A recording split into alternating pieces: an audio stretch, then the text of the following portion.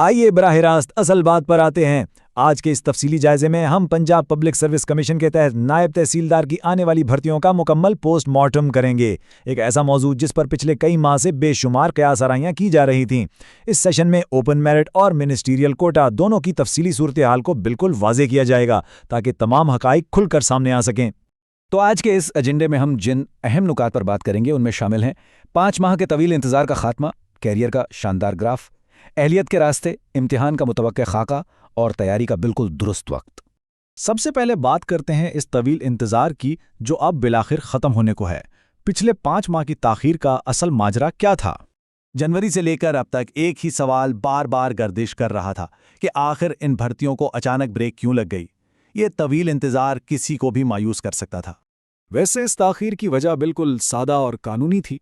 जो लोग पहले से महकमे में नायब तहसीलदार के तौर पर काम कर रहे थे, उनकी तहसीलदार के ओहदे पर प्रमोशन ड्यू थी। जाहिर है, पहले से मौजूद मुलाजमीन का ये बुनियादी हक होता है कि उन्हें तरक्की मिले, और बस इसी इंतज़ामी अमल को साफ शफाफ तरीके से मुकम्मल करने के लिए नई भर्तियों के प्रोसेस को कुछ देर के लिए होल्ड पर रखा गया था। लेकिन इस इंतजार का एक ज़बरदस्त फ़ायदा भी हुआ। प्रमोशंस मुकम्मल होने के बाद जब महकमे ने नया डेटा इकट्ठा किया तो ओपन मेरिट की सीटों में हैरानकुन इजाफा देखने में आया। जरा अंदाजा लगाएं, सरगोदा डिवीजन में जहां पहले 13 सीटें मुतवक्का थीं, वो अब बढ़कर 19 हो चुकी हैं, और ये वाकई एक शानदार खबर है। अब आते हैं अपने दूसरे हिस्से की तरफ, यानी इस फील्ड में कैरियर की तरक्की का शानदार सफर। देखिए, ये सिर्फ एक आम सरकारी नौकरी नहीं है, बल्कि बोर्ड ऑफ रेवेन्यू में ताकत और तरक्की का एक बाकायदा रास्ता है। शुरुआत नायब तहसीलदार के तौर पर होती है, फिर अगला कदम तहसीलदार का है, और वहां से कारकर्दगी की बुनियाद पर पीएमएस यानी प्रोविंशियल मैनेजमेंट सर्विस की सतह तक भी पहुंचा जा सकता है। ये एक ऐसी जबरदस्त ट्रेजेक्ट्री है जिसे मिस करने का सोचा भी नहीं जा सकता। चलें अब बात करते हैं अहलियत की, और ये समझना बहुत ज़रूरी है कि कौन किस कैटेगरी के लिए अहल है। दरअसल 2 बिल्कुल मुख्तलिफ ट्रैक्स हैं। ओपन मेरिट वालों के लिए ग्रेजुएशन लाजमी है, चाहे वो बीए हो, बीएससी, एडीपी या कोई भी बीएस ऑनर्स की डिग्री। लेकिन मिनिस्टीरियल कोटा की कहानी थोड़ी मुख्तलिफ है। इसके लिए महकमे के अंदर ही बतौर जूनियर या सीनियर क्लर्क कम से कम 3 साल की रेगुलर सर्विस होना लाजमी शर्त है।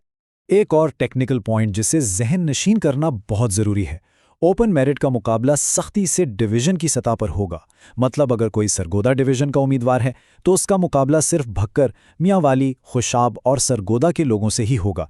किसी दूसरे डिवीज़न का उम्मीदवार इस कोटे में शामिल नहीं हो सकता। ये एक बेहतरीन फ़िल्टर है जो मकामी मुसाबकत को शफ़ाफ रखता है।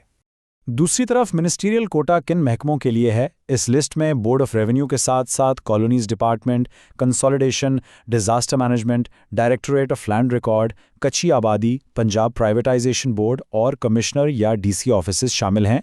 इन महकमों में पहले से काम करने वाले क्लर्क्स के लिए तो ये किसी जैकपॉट से कम नहीं, क्योंकि यहाँ मेरिट अमूमन ओपन मेरिट की निस्बत काफ़ी हद तक कम होता है।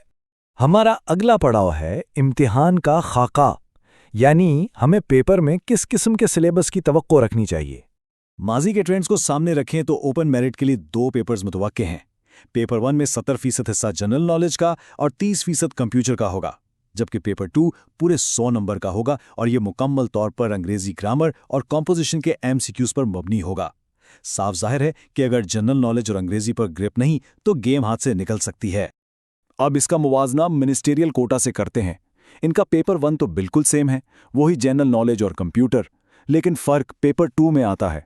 यहाँ एमसीक्यूज़ की बजाय 25 नंबर का इंग्लिश मजमून और 25 नंबर का उर्दू मजमून लिखना होगा। तो यहाँ ज़ुबानदानी और तहरीरी सलाहियत का असल टेस्ट है। वैसे मार्केट में एक अफवाह बड़ी गर्म है कि शायद इस बार रेवेन्यू लॉज भी सिलेबस में शामिल कर लिए जाएंगे, लेकिन सच पूछें तो मुस्तनिद ज़राए के मुताबिक एक BS4 लेवल की सीट के लिए इतने टेक्निकल मज़ामीन डालकर इम्तिहान को 4 पेपर्स तक खींचना तकरीबन नामुमकिन लगता है। तो फिलहाल इन बेबुनाद अफवाहों पर कान धरने के बजाय बुनियादी मज़ामीन पर फोकस करना ही असल अक्लमंदी है। और अब बात करते हैं सबसे अहम और फैसलाकुन मरहले की, तैयारी का वक्त। और याद रखें, घड़ी तेज़ी से टिक टिक कर रही है। अक्सर एक बहुत बड़ी गलत फहमी पाई जाती है, और वो ये कि इश्तिहार आने के बाद तैयारी शुरू की जाएगी। याद रखें, जब बाकायदा इश्तिहार आ जाता है ना, तो तैयारी का वक्त खत्म हो चुका होता है। अगर सरकारी इश्तिहार के छपने का इंतजार किया जा रहा है तो यकीन माने रेस शुरू होने से पहले ही हारी जा चुकी है। ये बात जहन में बिठा लेनी चाहिए कि पीपीएससी इश्तिहार देने के बाद इम्तिहानात के लिए बमुश्किल 2 माह की खिड़की देता है, और चूंकि इस वक्त कमीशन की मेज़ पर पुराने इम्तिहानात का कोई ख़ास बैकलॉग नहीं पड़ा, तो ये सारा प्रोसेस बुलेट ट्रेन की स्पीड से चलेगा। तो इसका हल क्या है? हल ये है कि अभी से एक्शन लिया जाए।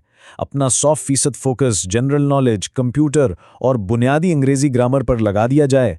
अगर आज इन मज़ामीन पर कमांड हासिल कर ली तो यकीन करें, कल सीटों की हतमी तादाद जो भी हो, पोजीशन पक्की समझिए। तो इस सारे जायजे के बाद एक सवाल जो सबको अपने आप से पूछना चाहिए, जब पीपीएससी का इश्तिहार अचानक बम बन के गिरेगा, तो क्या इस कड़े मुकाबले के लिए मुकम्मल तैयारी होगी या फिर सब कुछ किस्मत के भरोसे छोड़ दिया जाएगा? सोचने का नहीं, अब फौरन अमल करने का वक्त है।